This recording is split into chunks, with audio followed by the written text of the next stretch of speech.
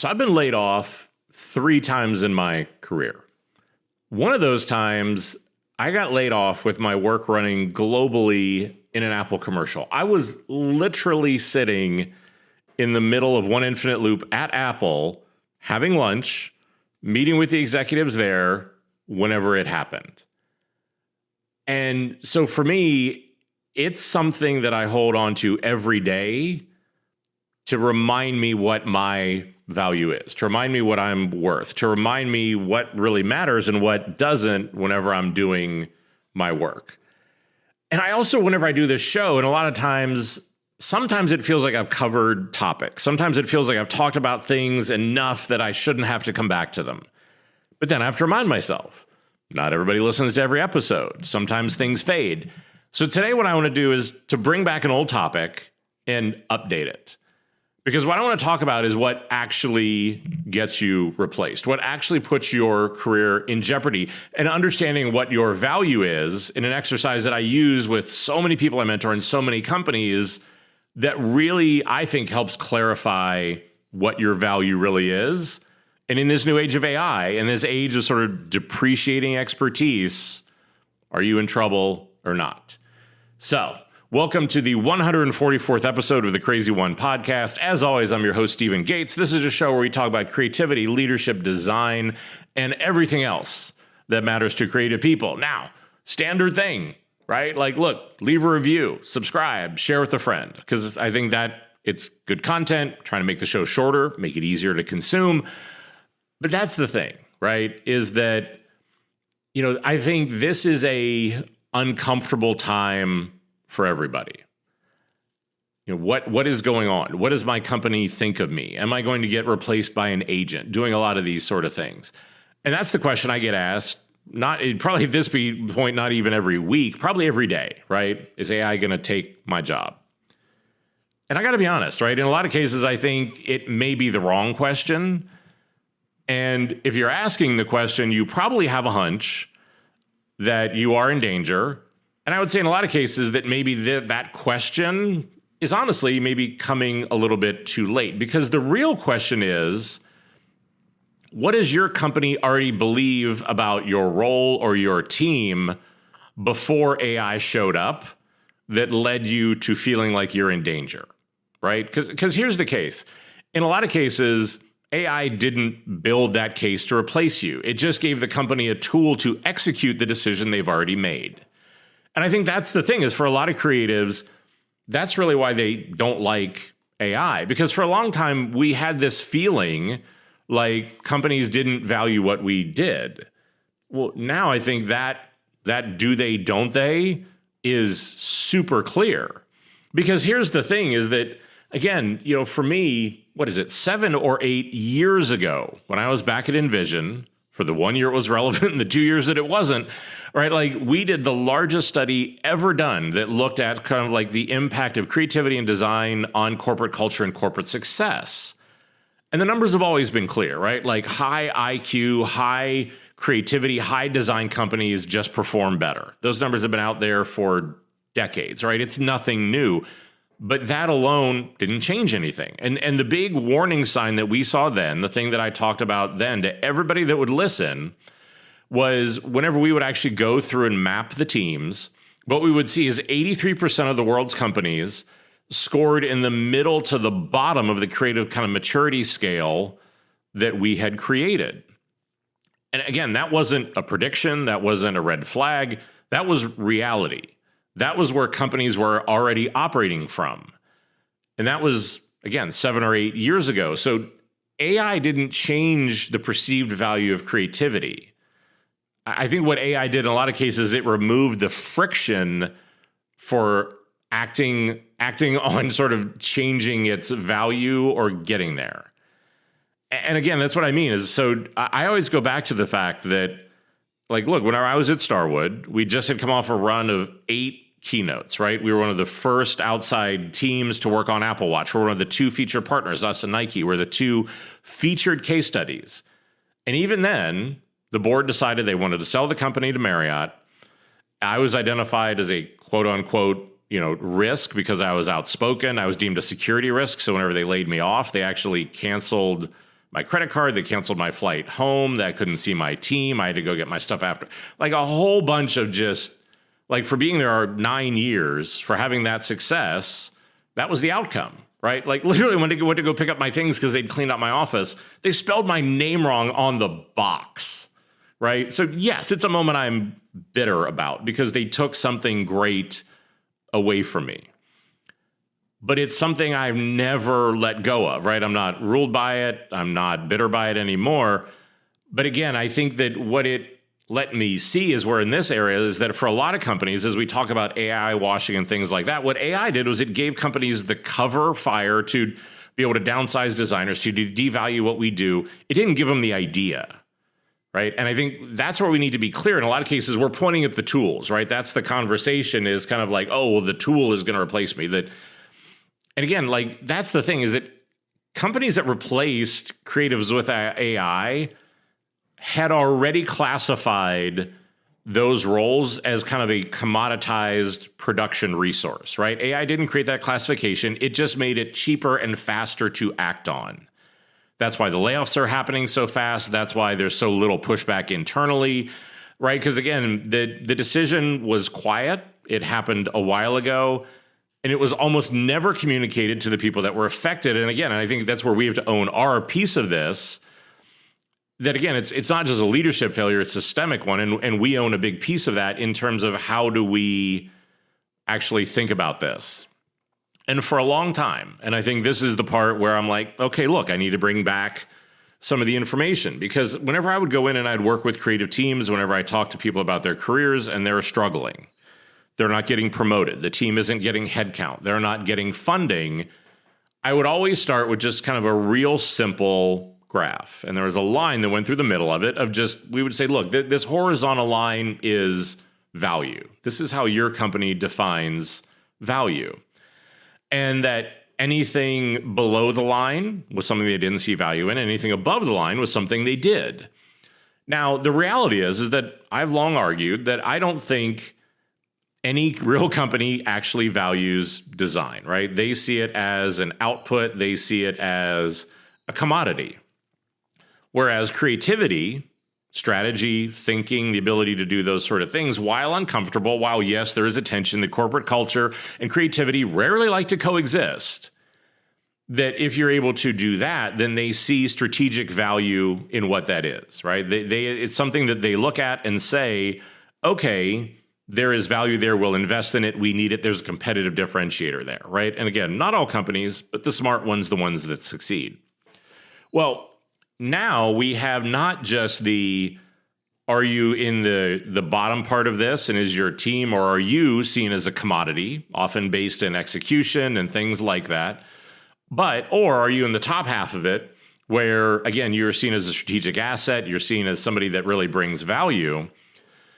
Well, that was sort of just the horizontal, right? Like, are you above the line? Or are you below the line? And in almost every case, if you're below the line, that's why the team was struggling. Like, it was easy for us to be able to map the problems from there. Well, now we have the introduction of sort of this human-led versus AI-led conversation overlaid on top of that. So what had been just sort of a 2-quadrant chart has now turned into a 4-quadrant chart. So again, I think part of this is probably a remnant of my time in corporate culture that I kind of feel like you can explain any problem with a 4-quadrant chart. But here's the thing, the way that I've been thinking of it is, so now if we have strategy at the top, so the areas where they see value, and we have execution at the bottom. And I'll put this chart up on LinkedIn or social media whenever I do this to try to make this a little bit easier to visualize. So strategy at the top, execution at the bottom. We now have AI-led work at the right and human-led work at the left. So strategy top, execution bottom, AI-led right, human-led left. So now what we have is in the bottom left-hand quadrant, we have human-led execution. And again, I think this is the case where, this is something where, most companies will operate in a place where I think this is the brutal truth for us, right? Is that we have been in this quadrant of human-led execution for too long. It is slow, it is expensive, it's hard to scale. It often has uncertain outcomes, right? Of just because most companies like certainty. This is why creativity and corporate culture struggle to coexist. One likes predictable outcomes. One likes repeatable models, and creativity isn't that. I think this is why so many agencies and consultancies have been struggling, because they are in this old model quadrant of human-led execution. So now we have the new quadrant that's been introduced to this of AI-led execution. And right now we're all very execution drunk. We're all very enamored with how quickly we can do things and how we can produce things that sound smart. But for me, this is going to be a quadrant that's going to be table stakes, because this is about production, iteration, volume, speed, and things that candidly, there's not going to be any real value there. I think it's going to be table stakes. It's going to just simply become a part of the tool set once this new AI smell wears off. And so again, I think that, of the teams that are struggling right now, that are the ones that are being affected by layoffs, by understanding kind of what that is, are the ones that are stuck in these bottom two modules. And again, like I said, that this isn't a new problem. I've been standing on stage and talking about this and showing this chart for 15 years. And that this is the problem, right? Like if you're in those bottom two boxes, if you're in the human-led execution, AI-led or AI-augmented execution, the problem that you often have is that nobody tells you that you're in those boxes, right? Nobody tells you that you have those sort of problems. And so again, and I think this is often our problem, and I think this is the truth that a lot of people usually don't want to hear, is that we own kind of both sides of this problem, right? We spent years talking about our work in terms of deliverables and pixels and output, and that we trained people to put us into these boxes, right? That was all we saw our value as. And right, like leadership has never been able to connect our work to a business outcome, to a revenue line, to reducing risk, to the things that they care about. This was why kind of the pendulum has swung away from design thinking and a lot of these sort of things, because they invested in it, they tried it, and they couldn't connect the dots on this. So again, I think that, look, they didn't decide that we're all replaceable out of malice. They decided that because nothing better ever showed up to prove otherwise. And I think that's that's not all on us, but we definitely own a good piece of it. And I think this is where, for me, where I'm trying to share as much as I can, get in front of as many teams as I can, work with as many teams as I can. Because what we have to do is get everybody into what are going to be the top two boxes. So as we now move to the top and to the right, now we have AI-led strategy. Now, this is where we have research, right? We have patterns. We have exploring and prototyping at speed. This is also where probably is the biggest place where this plausible noise gets generated, is in this AI amplified thinking quadrant. Now, again, this comes with a lot of other things that we're going to get into around like the models you work with and how do you do it and like what are the cultural issues. But for today, let's just keep it simpler, right? We have that AI amplified thinking, and that's where some people are starting to dabble in. And then for me, we have what is the top left-hand quadrant, which is human-led strategy. This is the vision, the strategy, where taste and judgment and experience come into play. And for me, this is the non-negotiable. But this is where, again, where you are in this is going to play such a big role. This is where plausible noise can erode what that is. And I think as I go through and start to think about this, I'm thinking about it because I see threats to what I do, to my career, to those sort of things. But here's what I think is often the hardest truth, the thing that I struggle with the most, the thing that keeps me up most at night, is, look, I think most creatives actually have no idea how leadership actually thinks about their role. And look, I think that for a lot of us, we might have a hunch. And what I'm talking about is not what's on an org chart, right? Like not what do you report, like who do you report into and those sort of things. But it's what gets said about you or your team or your org when you're not there.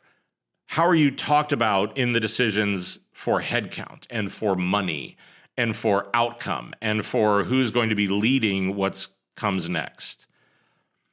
Because that was the thing where I go back to that Apple story and why I hold on to that. good work should be enough, right? Good execution should be enough. And I think that in a lot of cases, you can do the best work of your career. You can do massive, like, revenue generating work, and you can still end up in the wrong column. And that's what I mean. I think that's why I go back to it, is like what that moment with Apple taught me is like, look, you can do globally recognized work in a global campaign and still get thrown out the door. That even in the face of all of that, that again, that sometimes even if you're doing that work, it doesn't matter, because what they value and what I was providing, or the threat that they saw me as, were two different conversations. And I think that's the part that I always want to come back to, and it's why I keep raising this point, is like the work on its own is never enough on its own. It never has been. It's an easier conversation. It's an easier skill set to learn. But I think that, you know, for me, a lot of us need to be going through and kind of not just looking at is an agent going to replace me? Is AI going to replace me? But stepping back and asking what we are so good at asking but rarely do for ourselves: why? Why would they do it? And so for me, I think in a lot of cases, look, you need to go have that conversation that you've been avoiding. And look, this is not the going to your boss, going to your CEO, going to whoever it is and saying, look, do you value design? It's the wrong question, because that question, 98% of the time, candidly, is going to get a polite lie, right? They're, oh yeah, no, of course we do. Absolutely. You guys are great, right? Like, you guys are fantastic. And then you get laid off 3 days later, right? You're not going to get the answer to that. You need to ask a different question.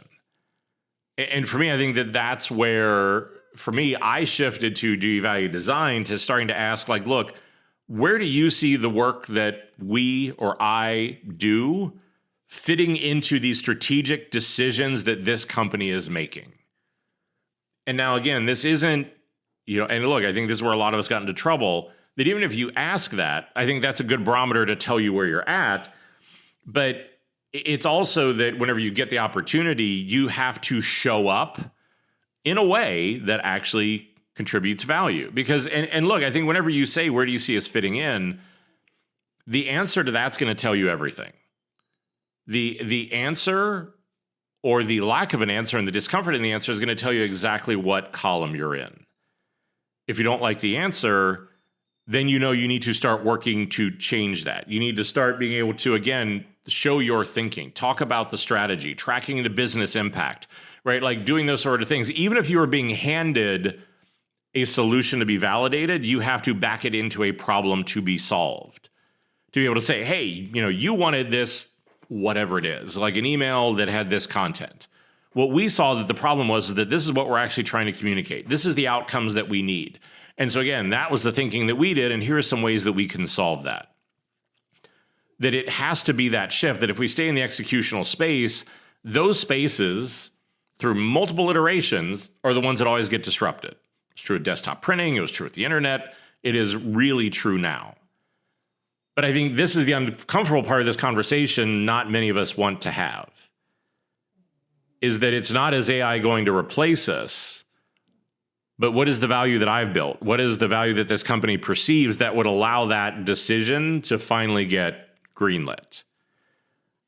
And again, I think that that's the thing, is like, look, nobody wants to believe that the company you've given everything for has already made up their mind about them, right? Like, nobody wants to believe that that's going to be the case. This is why, again, several years ago, I did the episode that was about that we are in the era of defensive employment. That the era of thinking that the company is going to take care of you and do that stuff is long gone, right? Long dead. But you have to go into this with eyes wide open. You have to go in, because that's so many of the conversations that I get into and so many of the people I mentor.